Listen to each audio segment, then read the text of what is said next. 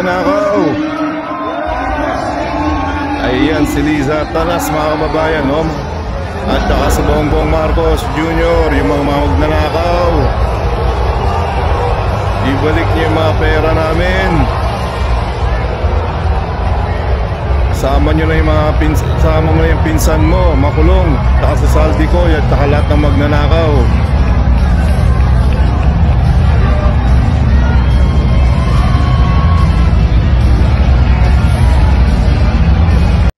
Oh, ayan mga kababayan, nakita nyo naman tong presidente natin. Ako, Diyos ko po, papasyal-pasyal na lang despite ng mga problema natin. Dapat ang unahin niya, nakuha pa niyang mga kumaway dito. Ito pa yung papakita niya dito sa mga kababayan natin, mga pagmumukha niya na masaya siya. Hindi niya lang alam na nakapunong-puno na ng kahiyan ang inabot ng bansa natin, no mga kababayan. Grabe, walang hiya. Ito mga kababayan, ito yung presidente natin. Pero bago tayo tumulak dito sa video na to mga kababayan, panonoorin natin itong pahayag ni yung kanyang pinsan na si Manong Chavit Singson. Huwag nyo munang kalimutan may-share, mag-like at subscribe nang sa ganun napapanood dito ng ating mga kababayan dito at sa iba't ibang bansa. Eto mga kababayan, tumulak na po tayo dito sa video to. Mga mahal kong kababayan, nagsasalita ako ngayon hindi bilang politiko, kundi bilang isang Pilipino nagmamahal sa ating bansa. Pero sa bigat ng mga nangyayari ngayon, hindi ko na kayang manahimik. Akala ko noon, asenso na talaga ang Pilipinas. Pero ito, binabagsak na naman tayo ng korupsyon. Ang taas na ang mga bilihin ngayon.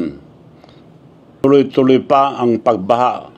At ang pinakamasama, bilyong-bilyong piso ngayon ang nawawala gawa ng korupsyon ang mga proyekto panggobyerno.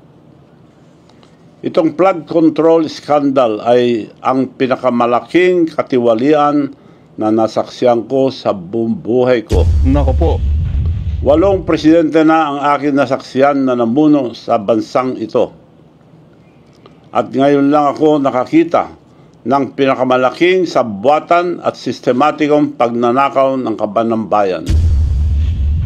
O ayan, BBM, ano pa bang gusto mong marinig? Ano pa bang gusto mong patunayan na ito inabot ng bansa natin? Wala ka nang mapapatunayan dito. Talagang punong-puno na ho ng kahihiyan tong administrasyon mo. Ito, sinabi mo nga dito, I got a message all day, every day. Kulong mo na yan. Kunin mo na lahat ng pera. Ano bang makukuha sa mga pera namin?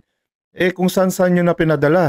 Ito nga yung tatlong mga eroplano ni Saldico na bilyo-bilyo ng halaga, pinakawalan ninyo dito. At itong mga kabalbalan na naman ang ginawa mo, yung mga tatlong mga eroplano at helicopter ni Saldico na pag-aari rin nyo na mga kasabwat ninyo, nakawala dito sa bansa natin. Ano na naman yung kabalbalan na ginawa mo? Diyos ko po, ang dami ng problema dito. Wala ka namang ginagawa, maawa ka naman. Sobra-sobra na yung mga pandarambong mga ginagawa ninyo. Pag-resign na kayo. Ito yung pinsan mo, nagsasalita na dito sa likod mo na gusto na niya lang matigil itong mga corruption ninyo na bumaba ka na. Hindi ka pa nakikinig. Hindi ka na naawa dito sa ating mga taumbayan, BBM. Everyday na lang hanggang matapos tong termino, hindi ka titigilan ng mga taumbayan hanggat walang napapakulong at hindi mo binabalik yung mga pera ng taumbayan. Diyos ko po. Pang lumala ang pagbaha mula noong umupo ang ating presidente na si Bongbong Marcos Jr. Bakit? Dahil wala siyang malinaw na pambansang plano laban sa baha. Walang koordinasyon sa local government or so mayors. At wala man lang nag-counter-check kung natayo na ang mga ito o hindi. At nabayaran na ito ang gobyerno bago pa lang maumpisahan. Diyos ko po. Kawawa ang ating mga magsasaka. Binabaha pa din at ang kanilang tanim dahil palpak ang flood control project sa bayan nila. Tuloy-tuloy pa rin ang malakas na pagdaloy ang baha na sumisira sa mga tahanan ng mga pamilyang Pilipino. Buong bansa natin ay nagdurusa, lalo na ang mga mahihirap. Ang administrasyon nito ay gumastos halos 500 bilyong piso para sa flood control lamang. Sabi nila may 9,800 flood control projects. Kung ganun, bakit palala ng palala ang baha? Tandaan natin, ang pera, ang ating bayan ay hindi basta-bastang nailalabas. Talagang malala na talaga yung pinsan mo, Manong Chavit. Sabihan mo dito sa kanya, tuminu-tinu siya, tigilan na yung pagkain niya at ng mga polvoron dahil tong utak niya talagang natutuyo na, lumilit yung kanyang utak. Hindi talaga nag-iisip. Tignan mo yung mga kababayan natin na sinapit ng mga kababayan nating mga magsasaka. Ginigipit ho itong ating mga magsasaka, yung pinsan mo, Manong Chavit. May proseso yan.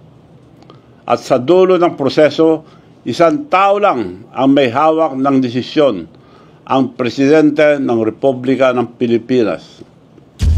Bago pa man makarating sa Kongreso ang budget, ang Pangulo muna ang nag-aproba ang lahat. Sa kanya muna dumadaan ang National Expenditure Program or NEP, ang plano kung saan mapupunta ang bilyon-bilyon pera ng gobyerno. Pagkatapos ng NEP, ang Department of Budget and Management or DBM at ang Department of Public Works and Highways or DPWH ang naglalabas at nagpapatupad ang mga proyekto ito. Itong mga departamentong ito ay reporting direkto sa opisina ng Presidente. Hindi sila kumilos ang sarili lang. Sumusunod sila sa direksyon ng Pangulo. Kaya nung naglagay ang Kongreso at Senado ang 450 billion para sa public work at 29 billion lang ang binawas ni Marcos Jr. Ibig sabihin, inaprubahan pa rin niya ang 421 billion kasama ang sarili niyang pinsan na si Speaker Martin Romualdez. Mga buhaya. Lahat ng mga malaking proyekto ng gobyerno, bawat flood control project, lahat yan dumaan sa opisina niya. Siya ang nag-aproba ang bawat pondo at siya ang pumipirma taon-taon sa General Appropriation Act or ang GAA na batas ang pondo ng bayan. Kaya alam niya lahat ito. Nagulat ako nung sinabi niya sa SONA, mahiya naman kayo. Bakit kayo? Sinadya niyang dilaglag ang mga kasama niya, dapat siya ang mahiya. Dapat ikaw ang mahiya, BBM. Wala ka kasing hiya, kaya ganyan. Yung mga pera ng taong bayan talagang nilamon ninyo, wala kayong hiya. Diyos ko. Hindi na kayo naawa, nagpakasarap kayo. Itong mga kababayan natin dito, nagkakasakripisyo at saka yung mga FW natin, nagsasakripisyo sila dito para lang may pakain sa pamilya. At saka yung mga kababayan natin dito, nagtatrabaho para may pakain sa pamilya, binabawasan yung mga sweldo nila sa mga tax na yan, lahat ng mga guro, tapos yun, napupunta lang sa mga kahayupan ninyo. Kaya kayo magsipag, dapat sa inyo talaga dapat talaga sa inyo mabilisan ng pagkulong ninyo. Diyos ko po, sorry for the words, pero talagang ito talaga yung talagang talamak na talaga ang corruption dito, araw-araw na lang. Wala talagang mangyayari kung hindi natin sila papansinin dahil kung nanahimik lang ho tayo, walang mangyayari dito sa bansa natin, mga kababayan. Ilaglag niya ang mga engineers at contractors para wag nang umabot sa kanya. Sino ba ang may responsibilidad sa bansang ito? Hindi ba kayo, Mr. President? Yes, ikaw sure. Ang may hawak ng kapangyarihan at ikaw ang pinakatiwalaan ng sambayanang Pilipino. Pero ngayon, pinasok na ng korupsyon halos lahat ng ahensya ng gobyerno sa ilalim ng inyong pamumuno. At dahil sa pagkukulang mo, nilaglag mo lahat ang ginamit mong para mailigtas lang ang sarili mo. Ang tawag dyan ay isang mahinang leader. Tama po kayo, Manong Chavit. Ito nga yung tatay natin na si Tatay Digong, nilaglag niya . Samantalang kung hindi kay Tatay Digong, hindi niya makukuha yung pwesto niya yan. Nagpakasip-sip po siya, na dito kay Tatay Digong nung presidente si Tatay Digong. At dahil dito, mabait naman ho si Tatay Digong, akala ho niya dito sa presidente nating to, isang tunay na kaibigan. Pero yun po, nilaglag po nito ni Bongbong Marcos, mga kababayan, maitim ang budhi netong presidente natin. May tanong ako, bakit hindi imbestigahan ang ICI or ang Independent Commission for Infrastructure ang Ilocos Norte na probinsya mo? Siyempre, marami silang tinatago dyan. Alam niyo ba na karamihan ng mga flood control project doon ay napunta sa mga Diskaya? Halos 2.7 billion ang halaga. Ang balita ko ay may mga proyekto pang binabayaran muna bago pa matapos. Maliban pa sa mga uncompleted or mga ghost project. Hindi lang yon, mas marami pang flood control project na napunta sa paborito nilang kontraktor na si Mayor Alcid ng Lawag City. Mahigit 4 na bilyon ang binuhos ng pondo sa kanya. Ang kandidato mismo ng Pangulo at paboritong kontraktor nila mula nung konsehal pa lang si Mayor. Bakit hindi ito iniimbestigahan? Kung nagagawa niya yan sa sarili niyang probinsya, paano pa kaya sa buong bansa? Kaya hinahamon kita, Mr. President, kung talagang tapat ka, unahin mong patunayan sa sarili mo ang probinsya mo. Ipakita mo muna ang iyong kredibilidad bago mo ipasa ang sisi sa iba. Inanyayan ko ang mga kabataan, ang mga religious group na pumunta sa Ilocos Norte at samahan ng ICI sa pag-imbestiga sa mga flood control project doon. Magsama kayo ng media para hindi may tago ang mga pag-imbestiga ng ICI. Tingnan niyo po kung paano nila ako patataymikin. Ibabaliktad nila ang kwento. Gamit nito walang basehang na plunder case laban sa akin. Pilit nila akong sinisiraan dahil pinili kong magsabi ng totoo. Ang totoo tungkol sa korupsyon na nangyayari mismo sa pinakamataas na pwesto ng gobyerno. Ang paggawa lang nila ay gumawa ng plunder case sa akin para patahimikin ako. Ang nagsampa ng kasong plunder laban sa akin, si Atty. Tilly Cordero, isang abogadong suspendido ng Korte Suprema ng 6 na buwan. Ayan mga kababayan, itong si BBM mga kababayan, wala ka naman nakita sa kanya na sinasampa niya ng kaso yung mga kaalyado niya. Ang lahat na lang ng sinasampa niya mga kababayan, yung mga against sa kanya. Siyempre against sa administrasyon niya, yun ang tinitira nila. Lalo na lang ho ito sa pagdawit dito para naman hindi halata. Ayan po mga kababayan, di ba kahapon na panood po natin, dumulog yung ICI dito sa ombudsman na naghain ng mga paunang listahan ng mga isasampahan nila ng kaso. Ito siyempre nilaglag nila si Saldico. Unang-una si Saldico na kung saan yung kakutsaba nila sa pagnanakaw. Na kung ito may 2 senator din na i-involve. Tsaka yung si Alcantara, tsaka si Kahayon Oy, tsaka yung dating COA commissioner. Ayan po mga kababayan, yung pagkakadawit ng 2 senator na yan, wala ho naman talaga silang kasalanan. Sinabit lang nila yan dahil nga po itong 2 senator na to ay hindi sila pabor dito sa pagpapa-impeach kay Sara Duterte. Kasi nga ang plano ng administrasyon ni Bongbong Marcos nga na itong si Sara i-impeach nila para hindi makatakbong presidente, para hindi takot sila na babalikan for sure ito ni VP Sara kapag siya naluklok na presidente, yayariin niya itong mga mandarambong na to. Kaya magpakasaya na kayo pag dadating din ang panahon na babalikan kayo ni VP Sara. Kahit na anong gawin ninyo, sure win na po itong si VP Sara sa susunod na halalan. Kaya mag-ingat-ingat kayo. Kaya ito, gumagawa talaga kayo ng mahakbang para ma-impeach itong si VP Sara para hindi na makatakbo ng presidente.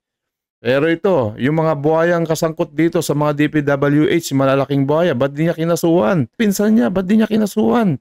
na sobrang garapal. Nako po, itong si Dong Gonzales sa Pampanga, mga kababayan. Isa ho itong mga buhaya na kadikit to ni Marcos, mga kaalyado niya. Yan ang dapat na number 1 na kinasuhan dyan sa mga ICI na yan.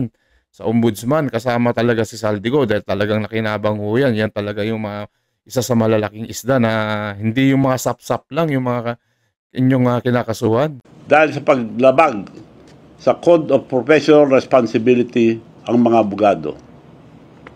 Pumunta po siya mismo sa aking bahay upang humingi ng pera at binibentahan niya ako ng, ang sabi niya, hotel and resort, 20 million lang, Mayor. Mura yun. Hotel resort. Kako sa loob-loob ko, mura nga. So, pumayag ako, pumunta kami. Nung nandun po kami, nakita ko po na maliit na bahay, 2 kwarto na maliliit. Pagbukas mo, makita mo na ng kama. At napakaliit ang bahay, napalaki lang dahil ito sa picture, makita nyo, ang likod ng bahay niya, nag-cross pa sa River Canal para lumaki lang yung bahay na binibenta sa akin. Ayan mga kababayan ha, pinsan niya na yan. Biruin mo, pinsan niya, binudol pa niya. How much more tayo pa kaya ng mga hindi niya kaano-ano. Yan ang ugali ni BBM. Talagang wala ho talagang sinasanto to. Talagang mambubudol ho to mga kababayan. Malupit talaga to. Ibang klase, no? Ang liit. 20 million daw. Di ba panluloko yan? Ganong klase itong babae ito. Pero ngayon, mukhang may nagpupundo na sa kanya na flood control para lang sirain ako. Pinsan siya ng mayor na tinalo ko sa bayan ko sa Narvacan. Si former Mayor Edgar Zaragoza na siya ang pinaka-corrupt na mayor ng Ilocos Sur. Sa pamumuno ng pamilya nila ng 33 years, halos walang nangyari, walang bagong building, bagong palengke, or bagong municipal hall. Mga ghost project lang. Ang pinakamasamang ginawa niya ang mga mag-imbento ng mga ghost farmers. Ang populasyon po, ang bayan ng Narvacan ay 44,000 lang. Grabe talaga mga kababayan, no? Ang korap ng Pilipinas. Talagang wala man lang ito, hindi man lang sinisilip tong mayor na to ng Narvacan na kung saan wala man lang pinapagawang mga proyekto, na kung saan nagnakaw lang ang kanyang ginawa. Matindi ito. Ito dapat ipakulong din to. Yung mga yan. Yung mga yan, Ombudsman na Kengkoy Remulla, nung ginagawa mo, talagang halatado yung mga galawan ninyo. Kaya kung sino-sino na lang yung kinakasuhan ninyo, yun alam ninyong yung mga kinakasuhan nyo lang, yung mga hindi nyo kaalyado. Kaya garapalan mo talaga tong ano na to. Dapat itong mga to, kapag susunod na may presidente, ito yung mga ipapatapon dun sa Hague. Hindi deserve ni Tatay Digong natin yung nandun dahil si Tatay Digong natin, yung mga corruption nun, hindi katulad yung mga corruption ngayon na sobra-sobra matindi. Ang lupit. Ngunit sa isang maliit na barangay, nag-register po siya ng halos 65,000 ghost farmers, kung saan 80 farmers lang ang nakarehistro. Yan ang kaso ang dapat atupagin ang ombudsman. 10 years ago, ko pa yan isinampa at marami pa, pero hindi pa rin iniimbestigahan. Bakit itong fabricated case laban sa akin ay tinanggap agad? Ganyan sila. Patahimikin ang mga nagsasabi ng totoo at protektahan ang mga magdanakaw. Mga kapo, Manong Chavit, pamumuliti ka lang yan. Si Boying Kengkoy Remulla. Tsaka Manong Chavit, yung isang sa ICI na yan, yung nagsampa ng mga kaso kagabi. Yan no, si Yoyoy William. Na hindi ko katiwala yung mukha niya, mga kababayan, yung nagsampa ng kaso, which is inutusan. Sino ba nagutos sa kanya na magsampa ng kaso? Siyempre, itong si BBM, anak ng toko. Maniniwala pa po ako mga kababayan kung yan ay hindi itinalaga ni BBM na siya ay magsasampa ng kaso. Yun, pwede pa akong maniniwala. Pero dito, talagang ginagago lang tayo na itong administrasyon na to. Niloloko tayo, pinaglalaruan. Pinagsasampan nila ng mga kaso yung alam nilang mga kalaban nila. Yan po yung kasamaan ng mga ugali ng administrasyon ni BBM mga kababayan. Kung may mangyari sa akin, ikulong man nila ako or patayin, alam nyo na, gusto nila akong patahimikin. Pero okay lang sa akin dahil nakapaglingkod na ako sa ating bansa at nasabi ko na ang mga katiwalian ang administrasyong ito. Ulitin ko po, payag akong magpakulong kung totoo ang kasalanan ko, na may kasalanan ako. Ito, buti pa to mga kababayan, si Manong Chavit, believe po ako sa kanya. Dahil ito may prinsipyo. Talagang siya ay papayag magpakulong talaga. Hindi katulad nung kanyang pinsan, nagarapalan na ngayong ginagawa nila Romualdez, hindi pa rin ho nagpapakulong at napanay pa rin ang tago nila, panay iwas nila dito sa mga kanilang kasalanan. Nako po, talagang grabe tong mga to. No? Mga kababayan, talagang wala silang budhi. Nakakahiya, pinapahiya niya lang yung bansa natin. At sinong pinapahirapan? Yung mga taong bayan natin, yung mga nagsisilbi dito, yung mga guro natin, pati yung mga guro. Mga kababayan, wala rin silang tinira, pati yung mga overtime ng mga guro natin. Yung mga request nila, yung mga public attorney's office, kung sino yung mga nagtatrabaho, yun ang mga kanilang inaapi. Sino yung binibigyan nila ng mga pondo, yung mga DPWH, yung mga kung sino-sino yan, agriculture, yan. Kung saan sila kikita, yung mga buhayan na to, mga Diyos ko po. Ako po ay isang tao na may isang salita. Sana po magising na tayo. Ilang beses ba natin pagbibigyan ang isang pamilya na magnanakaw sa kaban ng bayan natin? Never again. Tigilan na natin itong panluloko nila. Ito ang pagkakataon natin dahil alam na natin sino ang totoong mastermind. Matuto na tayo.